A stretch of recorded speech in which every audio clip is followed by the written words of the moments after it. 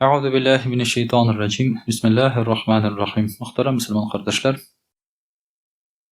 Allah Teala'nın rahmeti bilen bizge Allah Teala tağın bir cuma günlerin körüge nasip etdi.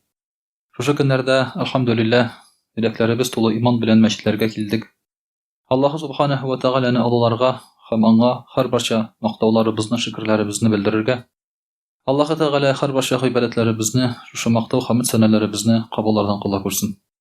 Hamdaki Anın Resulü Peygamberimiz Muhammed Mustafa sallallahu aleyhi ve sellem'ge gerek türlerimizden çıkan salavat şerifelerimiz irişe kursun. Allah Teala bizge iki dünya baxtı hem derecesi versin. Muhterem kardeşler, sizlerimizni ütümlü, orunlarımızını dereceli kılsın Allah Teala, zalim, mazlum buludan saklasın. Allah Teala hayırlı ömür, hayırlı ölüm bire kursun bizge. Allah Teala muhterem kardeşler, indi bizge şu iman bilen, çista yürek bilen bulup kalırga nasipler eylesin. Çünkü yüreğimizin selametligi, çistalığı bu en mühim bir. Biz bunun turunda haliyle münasileşip gene gittik şulay bitinde. Çünkü yüreğimizden çıkan bütün pişiraklık, yürek avrularından kile bizning jiyin pişirak uylarımız da, anlaşılmagan pişirak amellerimiz de, şoňa göre Allah Teala bizge kalbi selim, selamet, çista yürekler nasip ete kursa idi. Muhterem kardeşler, mümin Müslüman kardeşlerini bizden yakın korik, yaratık. Çünkü mümin Müslüman kardeşler, onlar Allah'ı Teala'nın yaratkan bendeleri. Şimdi muhterem kardeşler, eğer de ihtibar etsek, biz bir aytip ketken idik hadiste, Allah'ı Teala yer yüzünde şuşu mahlukların 125 ilişke böldü diyor. Şunun 100 ilişi şeytan hem cinler. 100 ilişi. 25 ilişi kişiler. 25 ilişinin bari tek birsigine Müslümanlar. 25 ilişini. Şuşu Müslümanlar 73'ke bölengen şunun birsigine cennetke kire. Görəsizmi, köpmü mahluk, köpmü kişiler tamuqqa kirerge mecbur yaratılgan, şulaylarga yazgan. Eğer de biz şu cennetke kirüçi ahl-i sünne vel cemağa ilekkenbiz iken, ihlas köngülden ışanabız biz mıňa ilekkenibizge muhterem kardeşler. Allah Teala bizni sakladı türlü yönelişlerden, şulay bir türlü agımlardan diýip aýtyk. Elhamdülillah. Demek biz bik bäxetli kişiler. Hem demek Allah'ı Teala kimdidir Müslüman itip, ahl-i sünne vel cemağa itip saylagan iken, bu kişini, biz de o kişini yaratırga, hürmet iterge, yakın iterge tiyiş biz muhterem kardeşler. Çünkü bu Allah Teala'nın yakın itilgen hem hürmet itilgen bendesidir. Muhterem kardeşler, bu yer yüzünde kaybir eybirler başkaga karaganda istinirek duralar. Mesela bar kişiler, onlar başka kişilerge karaganda istinirek. Peygamberler, şahitler, awliyalar, Kur'an hafizlar, galimler, şulay bit. Bar başka urunlarga karaganda bereketli urunlar, meşitler, en birinci şeratda bereketli urunlar. Allah Teala bizge bereketli diýip atagan jerler. Şulay yok, nindidir izge Allah Teala riza bolgan ameller bilen beýli bolgan urunlar. Hem muhterem kardeşler, bar Allah Teala karşında bereketli aylarda. Başka aylarga karaganda üstünrek turgan. Şul aylarning birisi muhterem kardeşler, ol Recep ayı. Allah Teala nasip etse, ertege indi bizning Recep ayı kine bola. Bugün kıyaş bayu bilen indi anyň tene kire. Şunday oňaşly tory kildi bu ýyl muhterem kardeşler, Juma gün keç bilen kıyaş bayu bilen biz Juma gün bulayda bereketli kişlerde, bereketli günlerde el tagyn Juma günniň kıyaş baýygandan soň da bizning bereketli günlerimiz bitmi, ol äkrin gene köçe Recep ayına. Şoňa görä ertege Recep aýynyň Allah birse birinci güni başlana. Recep aýyny indi aý soňu. Anyň derejesi närsede? Biz buna yıl sayın silibis muhterem kardeşler. Lakin köpmegene silesek de, munda bastırıp sırasan kişilerini Recep ayını indi ay diýsen şulay bit, köpüsi bilmeske de mümkindir. Çünki dünyada yaşy bizning için hazır ikinci üstünlikler, prioritetler barlykka kile. Başka birler turunda öýle başlaýbys, başka birler turunda kaygıra başlaýbys. Bugün irte bilen tırgaç, bugün indi ayın indikini iken dip barçylmaýbys şulay. Irte bilen tırgaçdan bizning rizak kaygısy, Яқы туйганмы, туймаганмы, шулай бит. Урамга карыйбыз, погода ничек икән дибез. Кар яуганмы, яумаганмы. Шуның өчен дә, мөхтәрәм кардәшләр, әлбәттә, кайсы айда, кайсы көндә яшәгәнебезне белеп торырга кирәк. Шушы айлар, шушы көннәр ярдәмендә без Аллаһ Тәгалә каршында үзебезгә өстәмә дәрәҗә ала алабыз. Гамәлләребезнең, изге гамәлләребезне арттыра алабыз. Һәм гөнаһларыбызны Аллаһ Тәгаләдән кичертә алабыз. Шушы көннәребезнең бәрәкәте белән, мөхтәрәм кардәшләр. Шуңа күрә дә, иншааллаһ, Рәҗәб ае турында бер-ике сүз әйтеп китсәк иде.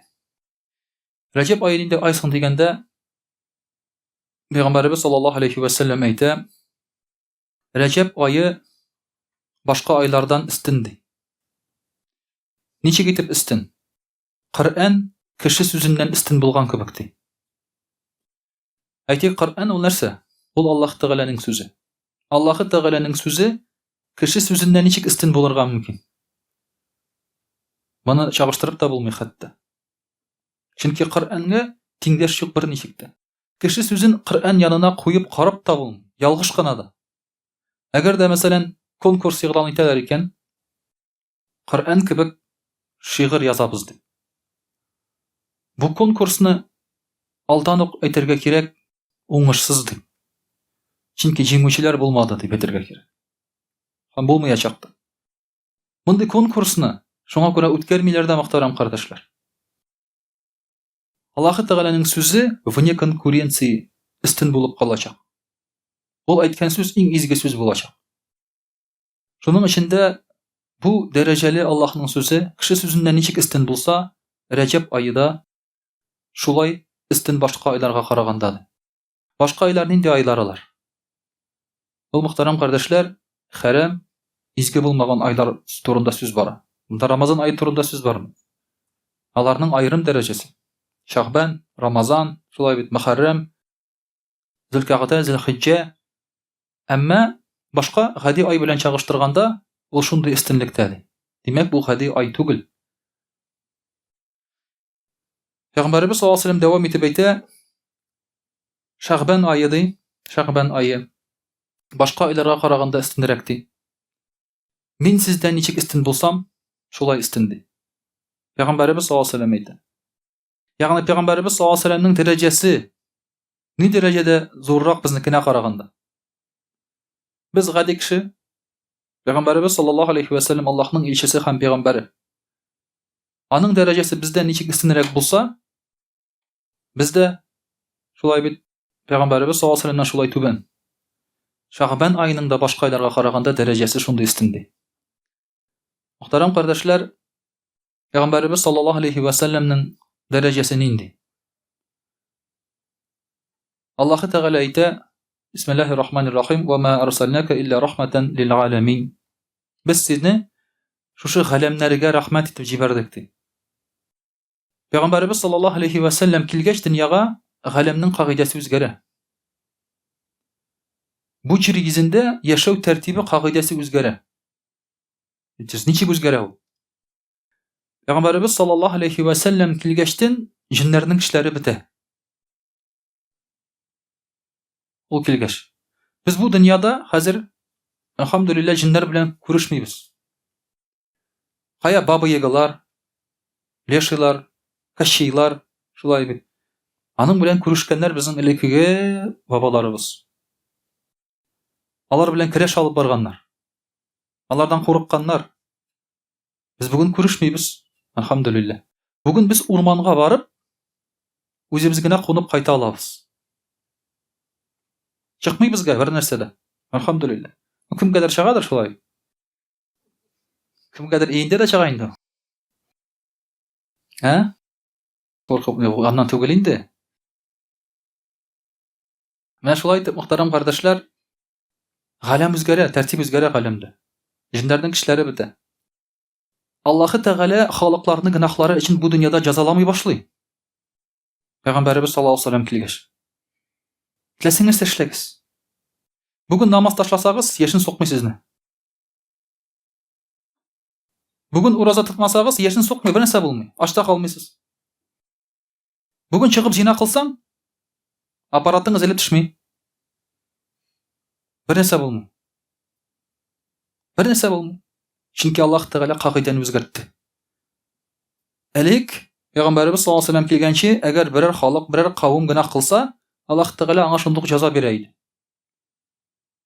Бар иде Лут кавымы, гомосексуалистлар, шулай бит Аллаһ Тәгалә юкка чыгарды. Шугайб алейһиссәлам кавымын юкка чыгарды. Салих алейһиссәлам, Худ алейһиссәлам кавымнарын юкка чыгарды. Муса алейһиссәлам кавымын Аллаһ Тәгалә җәзалады, шулай бит. Кирегез диде, алыгыз сезнең илегез ул диде. Без кирмәйбез дип, бар син сугыш ди. Муса алейһиссәламга әйттеләр, яһудлар. Аллаһ Тәгалә ярар диде, 40 көн алайса алашып йөрисез диде. Татар халкы хәзер 400 ел алашып йөри инде. 40 ел түгел шулай. Татар халкы хәзер 40 ел адашып йөри. Шуның соңгы 70 елы бик каты адашу. Бик каты адашу. Ләкин ризыксыз калмады ул. Рухи яктан адашы да ризыксыз калмады. Аллаһ Тәгалә гөнаһлар өчен мөхтәрәм карашлар җәзаламый хәзер бу дөньяда. Шуңа күрә без хәзер рәхәт яшибез. Шуңа күрә безнең күңелебезгә шундый бер уй керә. Бераз иркенлек уй керә. Бизнесменнар зина кылалар, арак саталар, хәрам белән шөгыльләнәләр. Шулай бит биткоиннар белән шөгыльләнәләр, мошенниклар, страховой белән алдалыйлар. Беренче булмый. Рәхәтләнеп йөриләр машиналарында. Зур-зур илләрендә яшиләр рәхәтләнеп. Бер җәза юк. Шулай бит? Шулай. Ләкин бу җәза бер дә булмый дигән сүз түгел. Аның җәзасы ахирәткә калдырылды. Ләкин кагыйдә үзгәрде, мөхтәрәм карашлар. Пәйгамбәрбез саллаллаһу алейһи ва саллям бу дөньяга үзгәреш алып килде. Зур үзгәреш алып килде. Без хәзер белгән тәртип, кешеләрнең тигезлекләре, кыллыкның бетерелүе бу Пәйгамбәрбез саллаллаһу алейһи ва саллямның хезмәте. Шуңа күрә ул безгә караганда өстенрәк. Аллаһ Тәгалә аның хөрмәтенә галәмдәге тәртипне үзгәртте. Өстенме ул бездән? Ул бездән өстен. Кеше буларак авыргандыр, атлап йөргәндер. Кеше буларак бәдрәфкә йөргәндер, ашаган ичкәндер. Ләкин ул пәйгамбер буларак рухи яктан шулай бездән өстен. Пәйгамбәрбез саллаллаһу алейһи ва саллям шул дәрәҗәдә өстен ки бездән агачлар, ташлар аңа сәлам бирәләр иде. Ул китеп барганда. Ул китеп барганда ташлар, агачлар сәлам бирәләр иде. Беләсез бит, риваятны шулай бит Пәйгамбәрбез саллаллаһу алейһи ва саллямның була элек басып сөйли торган минбәре. Минбәр түгел, бер түмәр дибез инде шулай, бер бүкән. Пальмадан ясалган. Шуның өстенә басып сөйли торган була ул вәгазьләрен. Аннан соң аңа ясыйлар минбәр. Ул минбәргә күчкәч, теге бүрәнә шыгырдый башлый. Тик торганда. Нишләп шыгырдый дип халык аптырагач, Пәйгамбәрбез саллаллаһу алейһи ва саллям әйтә, ул елый ди, мин аның өстендә басып тормаганга. Башка җиргә күчкәнгә күрә ул елый ди, сагынып. Пәйгамбәрбез саллаллаһу алейһи ва саллямның аяк астында торуны бүрәнә үзенә дәрәҗә һәм мәхәббәт итеп кабул иткән. Өстенме өстен? Шагбан айының да башка айларга караганда өстенлеге шундый ди, мөхтәрәм кардәшләр. Рамазан айының өстенлеге башка айларга караганда ничек? Аллаһ Тәгаләнең өстенлеге барлык мәхлукларыннан ничек өстен булса, шулай өстен. Монсы инде безнең акылга сыймый торган чагыштыру. Аллаһ Тәгалә бездән ничек өстен? Мәхлук, без мәхлук. Бу дөньяда бар үзен Алла дип күрүчеләр. Кемнәр Алла дип күрүчеләр үзләрен? Кемнәр? Алар үзләрен мин Алла дип әйткән кеше түгел. Алар Аллаһ Тәгаләнең кануннарын үзгәрткән кешеләр, үзләрен Алла итеп күргәндә. Үзеңне Алла итеп күрер өчен мин Алла дип әйтергә кирәкми. Аллаһ Тәгаләнең канунын үзгәртү җитә. Үзеңне Алла дип әйтер өчен. Монда махсус рәвештә кычкырып мин Алла дип йөрергә кирәкми, Фиргавн кебек. Хәзер ул икенче төрле эшләнә. Бүгенге көндә һәрбер кеше диярлек бу дөньяда үзен Алла итеп сизә. Аузу биллах, чөнки китап укый да Алла юк ди. Димәк, ул үзен Алла итеп сизгән, Алланы юкка чыгарган. Шуның өчен дә, мөхтәрәм кардәшләр, мәхлуклар бүген Мәхлуклар, алар тузан да түгел. Аллаһ Тәгалә каршында алар бер нәрсә түгел. Мәхлуклар. Аллаһ Тәгалә аларны эф итеп юкка чыгара да, тагын шулай ук барлыкка китерә. Без Аллаһ Тәгаләгә бер нәрсә әйтә һәм эшли алмыйбыз. Песков әйтмешли, жалкие потуги. Безнең бу эшләгән эшләребез. Мискеннәр без Аллаһ Тәгалә каршында, әгәр дә бер нәрсә маташсак, Аллаһ Тәгалә конкуренция юк. Шайтан да Аллаһ Тәгалә белән көрәшми. Киноларда күрсәтәләр, шайтан белән Аллаһ Тәгалә көрәшә. Силы тьмы, силы света. Аллаһ Тәгалә белән беркем көрәшми, мөхтәрәм кардәшләр. Шайтан Аллаһ Тәгалә син табукка керәсең диде, шайтан әйтте, ярар диде. Бетте. Бәхәсләшмәде дә ул. Ул бәхәсләшмәде дә. Мин үзеңне кертәм, кем соң син дип анда? Ярар диде. Ләкин минем бер дә үтенечем бар ди. Нинди үтенеч? Миңа гомер бир ди, озын. Кыямәткә кадәр. Ярар диде Аллаһ Тәгалә. Бетте. Бәхәсләшми шайтан, бернинди сугыш юк анда. Билгеле, кемнең кая керәчәге. Аллаһ Тәгаләгә беркем каршы дәшә алмый. Әгәр дә без үзебезне Аллаһ Тәгалә каршында шундый бик кирәкле затлар дип уйласак, мөхтәрәм кардәшләр, Аллаһ Тәгалә әйтә, минем бар ди мәхлукларым ди, алар минем бер сүземнән чыкмыйлар ди. Кемнәр ул? Фәрештәләр. Бер сүземнән чыкмыйлар Аллаһ Тәгалә. Аларның гыйбадәтләре абсолют. Шуңа күрә менә Аллаһ Тәгаләдән без ничек истән булса, Рамазан айы да шулай истән, мөхтәрәм истән ди. Пәйгамбәрбез саллаллаһу алейһи ва сәллям әйтә, шуңа күрә дә Рәҗәб айы Аллаһ Тәгаләнең айы. Шагбан айы минем ай ди. Рамазан айы өммәтемнең айы ди. Менә шундый мөхтәрәм кардәшләр, Аллаһ Тәгаләнең безгә әйткән биргән хикмәтләре, айлары бар. Бу айларны без булай гына үткәреп җибәрсәк, ихтибарсыз, без ахмак булыр идек.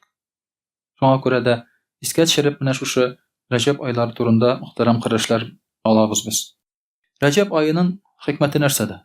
Галимнәр әйтә, Рәҗәб айын әгәр дә без елны яки шушы айларны агач итеп күз алдына китерсәк ди, Рәҗәб айы бу яз көне кебек ди. Агачларның яфрак яра торган вакыт. Шагбан айы бу җимешләрнең үсә торган вакыты. Чәчәк ата яз көне шулай бит, яфрак яра, аннан җимешләр чыга. Рамазан айы шушы агачның җимешләрен җыя торган вакыт. Димәк, әгәр дә синең агачың яфрак ярмаса, чәчәк атмаса, җимешләре булмаса, син нәрсә җыеп аласың? Кырыган агачтан. Кырыган агач бер нәрсә юк, кырыган агачта. Шуңа күрә Рамазан айында җимеш аласың килсә, Рамазан айын күңелле, җиңгел, чиста йөрәк белән үткәрәсең килсә, син аны иртәгә башларга тиеш. Рамазан айы. Рәҗәб айының беренче көнендә. Ничек итеп башлана, мөхтәрәм кардәшләр? Тормышны әлбәттә инде гыйбадәт ягына үзгәртеп, уразалар тотып, тәһаҗҗүдләр укып, әзрәк аякларны язырга кирәк. Шулай бит таравих намазларына дилләрне бөгәргә кирәк әзрәк, әзерләргә кирәк, 20 рәкъат басып торасы бар. Бүген әзерләнә башласак, Рамазанда басып тора алабыз аннан соң, иншалла. Ураза тота башласак, Рамазанга җиңел генә килеп керәбез, башта авыртмый. Без бит гел Рамазанга кергәч 3 көн зарланабыз, баш авырта дип. Аннан соң башта авыртмый. Җиңел генә килеп керәсең һәм җиңел генә тотып чыгасың, мөхтәрәм кардәшләр. Менә шуңа күрә дә шушы Рәҗәб, Шагбан, Рамазан айлары 3 бәрәкәтле ай бер-бер артлы киләләр. Һәм инде аларга, мөхтәрәм кардәшләр, игътибар итәргә кирәк. Иншаллаһ, русчада сөйләп алыйк. Ислам дине тында русча сөйләргә ярый микән? Нормально микән? А'удhu billahi minash shaitanir rajim. Bismillahir rahmanir rahim. Дорогие друзья, сегодня мы с вами говорим о месяце Раджаб. Месяц Раджаб – один из благословенных месяцев Аллаха Субханаху ва Тааля. Мы с вами знаем, что в мусульманском календаре 12 месяцев. И Аллах Тааля в Коране говорит: Бисмиллахир рахманир рахим, инна иддата шухури инда Аллахи 12 шахра. في كتاب الله يوم خلق السماوات والأرض منها أربعة حرم ذلك الدين القيم فلا تظلموا فيهن أنفسكم. Аллах Тааля в Коране говорит, что число месяцев Аллаха, которое записано в книге до судного дня, с рождения до рождения земель, это 12 месяцев. То есть, кто придумал, что в году должны быть 12 месяцев? Это дано Аллахом. Это не человек придумал. До сих пор люди не знают, кто придумал вообще вот 12 месяцев. Почему 12? Почему не 10, не 11, не 15? У майя, по-моему, было больше. Кто помнит? В календаре майя. Не помните?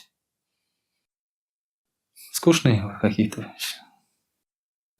Ерунду всякую знаете, честно говоря. Да? Как начнете говорить.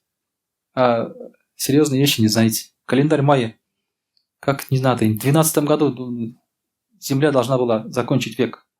Апокалипсис должен был быть в 12 году. Все готовились. Весь мир готовился. Одни мусульмане только жили нормально, расслабленно. Это по календарю майя. У них, по-моему, больше 12 было месяцев. 14, да? О! Вот в очках умные люди сидят. Это я как знал. Значит, это ложь. Это неправда. Календарь майя – полная профанация и туфта. Почему? Потому что Аллах Тааля говорит, что в году 12 месяцев. И если кто-то прибавил или убавил, то он пошел против закона. Мы живем 12 по такому календарю, что у нас 12 месяцев, даже по немусульманскому календарю, по григорианскому. Имена, названия другие, но месяцев 12 также. И это, говорит, с рождения земли до судного дня. То есть это Аллах Тааля так поставил. «Залика динул кайим» – это установление религии. Из них 4 месяца – это запрещенные, арбаатун хурум. Из них 4 – это запрещенные. То есть он называется харам. Зулькагда, Зулхиджа, Мухаррам и Раджаб отдельно стоит. И Аллах Тааля говорит, не вредите себе в эти месяцы. Каким образом? Переступая границы Аллаха. Совершая грехи, в эти месяцы человек может навредить самому себе. Поэтому Раджаб является благословенным месяцем Аллаха, запрещенным. В этот месяц нельзя воевать. Если есть какие-то войны, надо останавливать. Всякие склоки, всякие там вражда, агрессия запрещена в этот месяц. Поэтому не бейте жену в этот месяц хотя бы. Вы бьете своих жен, нет? Все опустили головы, жена нас бьет. Ну и видно, я вижу по глазам. Я знаю, что жены вас бьют. У вас это единственная радость, это в мечеть прийти, вот здесь расслабляться вот так. Сидеть, потому что мы поэтому запретили женщинам ходить в мечеть по пятницам. Чтобы вы могли по себя хорошо чувствовать здесь. Да. Расслабились, как бы мужские разговоры у нас спокойно можно вести. Поэтому в эти месяцы всякие... Сейчас, альхамдулилля, мы каких-то войн не разжигаем. Но между государствами есть, конечно. И они приступают к границе Аллаха Субханаху ва Тааля. Эти люди, говорят, вредят самим себе. Потому что это запрещено. Раджаб называется еще по-другому Раджаб аль-Мудар. Мудар – это один из дедов пророка Мухаммада саллаллаху алейхи вассалям. Почему называется в честь него этот Раджаб месяц? Потому что только он и его племя во время Раджаб не воевали. Арабы чтили запрещенные месяцы, Зулькагда, Зулхиджа, Мухаррам, но в Раджаб они иногда хулиганили, воевали. И чтобы повоевать, они еще перемещали месяц. Как этот барон Мюнхгаузен. Когда май наступил, 31-е, да, он что сказал? Завтра будет 32-е. Потом будет 33-е, он сказал. Да что, чтобы май был дольше. И арабы что делали? Они перемещали Раджаб. Они говорили так, Раджаб, Шахбан. Нет, давай сейчас Шахбан будет, потом Раджаб. И как будто что-то поменяется от этого. И дед пророка, саллаллаху алейхи вассалям, он придерживался этого. И поэтому называли еще Раджаб аль-Мудар, потому что он уважал этот месяц. Дорогие друзья, в месяце Раджаб есть баракатные ночи, благословенные ночи. Первая ночь – это первый четверг после заката, первая пятница получается, четверг после заката наступает пятница, это ночь Рагаиб. Рагаиб переводится как «желание». В эту ночь молитвы принимаются, и эту ночь стараются провести в поклонении. Это ночь, когда был прочитан никах между родителями пророка, саллаллаху алейхи вассалям, Абдулла и Аминя. Такая вот тоже благословенная ночь. Кто знает, какого числа у нас День влюбленных? Кто знает? А когда? У людей, у россиян. Когда? 14 февраля. Вот, правильно, все знают. А кто знает, когда был никах у родителей пророка, саллаллаху алейхи вассалям? Теперь-то знаете. А если бы вас спросили на улице, никто бы не ответил. Не знаю. Кто бы еще сказал, один из таких умных мусульман сказал, они были мушрики, мы не знаем. Они могли так сказать. Потому что до пророка, саллаллаху алейхи вассалям, ведь ислама не было. Значит, кто они? Но у них был прочитан никах. Если они были мушриками, если они были плохими людьми, как от них родился благословенный ребенок? Пророк Мухаммад, саллаллаху алейхи вассалям, который выше даже всех остальных пророков. Как он тогда родился? Без никаха? Поэтому, дорогие друзья, это тоже большое событие для нас. В месяце Раджаб есть еще одно событие, тоже не очень мало знаем или вспоминаем, или иногда вспоминаем, когда только приходит это событие, это ночь Миградж. Это тоже в месяце Раджаб было.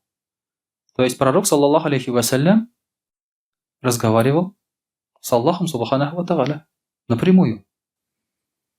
Это ли небольшое событие? Это ли небольшое событие?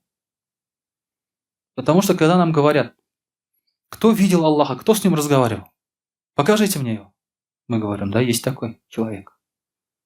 Это пророк Мухаммад, саллаллаху алейхи вассалям. Он врет. Люди могут сказать, он врет, он соврал. Скажите, в чем причина соврать? В чем причина соврать? Он до этого врал? Он выгоду извлек из этого какую-то?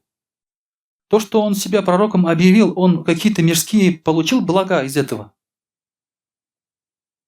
Может быть, у него дворцы, сады, как в Вавилоне, пирамиды, может, у него.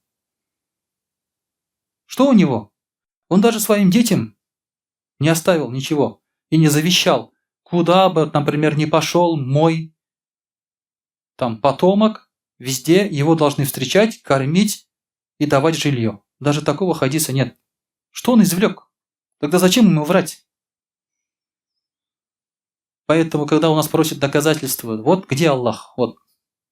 Кто с ним разговаривал? Кто видел ад и рай? Мы говорим, есть такой человек. Это пророк Мухаммад, саллаллаху алейхи вассалям. И в месяц Раджаб после этого разговора нам был вменен пятикратный намаз. То есть пятикратный намаз как раз в месяц Раджаб стал фардом обязательно. Этот Раджаб, месяц Миградж ночь, месяц Раджаб 27 числа. То есть 26 числа после заката получается. Это тоже вот месяц Раджаб случились. Таким образом, в одном месяце у нас две благословенные ночи есть. Также пророк саллаллаху алейхи говорил, не забывай о ночи на первую пятницу славного Раджаба. Пророк саллаллаху алейхи говорил, то есть это про ночь Рагаиб. Как же мы можем возвеличить месяц Раджаб? Пророк саллаллаху алейхи сказал, поститесь в месяц Раджаб, так как пост в этот месяц принимается Аллахом как особый вид поклонения. Значит, первое поклонение, которое мы можем сделать в месяц Раджаб, это поститься, сделать уразу, да? Держать уразу. Смысл в чем еще? Это подготовка к Рамазану. Потому что Раджаб, Шахбан и Рамазан идет 3 месяца. Это как они, 3 брата-близнеца, так скажем. Они идут друг за другом, и Раджаб – это подготовка к Рамадану. Мы заходим в Раджаб, Шахбан, да? и финишная прямая – это Рамазан. Если ты не тренировался, Раджаб, Шахбан, то Рамазан будет трудным. Как духовно, так и физически. Потому что иногда нам сложно не просто физически, а духовно. В Рамазане сложно. Многие, например, не ходят на таравих намаз не потому, что у них времени нет. Не потому, что они не могут стоять 20 ракатов. Это все чушь. Сколько люди стоят в очереди, ждут. На ногах. В больницах, там, в банках, на почте. Старики, 80 лет, они стоят и ждут. По полчаса, по час. Это как раз время таравих намаза. И то, что во время таравих намаза ноги болят, это тем более еще у молодых людей. Вы понимаете, что это означает. Потому что просто люди духовно не готовы. Не тренировались. Поэтому надо тренироваться, конечно же, поститься и очищаться внутренне. Также есть хадис, где говорится, помните, Аллах Пророк говорит, помните, Раджаб – месяц Всевышнего Аллаха. Кто будет соблюдать пост хотя бы один день в этот месяц, то этим человеком будет доволен Аллах, субханаху ва тааля. Хотя бы один день. Аллах Тааля уже многого не просит. Это хотя бы один день, месяц Раджаб. Это не так уж и много. А в другом хадисе говорится, что в раю есть река под названием Раджаб. Ее вода этой реки белее молока, слаще меда. Кто соблюдает пост в один из дней месяца Раджаб, то это приравнивается к посту в целый год. Ну, как бы в другие обычные дни, по савабу. А целый месяц, не целый год. Как будто целый месяц держал уразу. В обычный другой месяц. То есть не благословенный, обычный месяц. Тот, кто соблюдает пост 7 дней, тот будет защищен от 7 уровней ада. Кто соблюдает пост 8 дней, тому будет открыты 8 врат рая. А кто будет соблюдать пост 10 дней, то все его плохие дела будут обращены в хорошие. То есть таубе, покаяние будет, примется у него и простятся грехи. Вот таким образом, дорогие друзья, один месяц Раджаб может дать нам столько радости. Поэтому, альхамдулилля, что мы дожили до этого месяца. И Пророк ﷺ говорил: «О Аллах, благослови нам Раджаб и Шахбан, вабаллигна Рамадан. И дай нам увидеть Рамадан, и дай нам дожить до Рамадана». Альхамдулилля, пусть Аллах Тааля действительно даст нам свое благословение и баракат долгих лет жизни, чтобы мы увидели Раджаб полноценный, провели его в поклонении, Шахбан увидели, провели его в поклонении, ну и, соответственно, встретили Рамадан с иманом и с достойным поклонением, дорогие друзья. А при выходе из Рамадана что нас ожидает? Нас ожидает очищение, перезагрузка, прощение грехов. وأقول قولي هذا وأستغفر الله الغفار لي ولكم ولسائر جماعة المسلمين الحاضرين أجمعين إنه هو الغفور الرحيم الجواد الكريم وسميع الدعاء.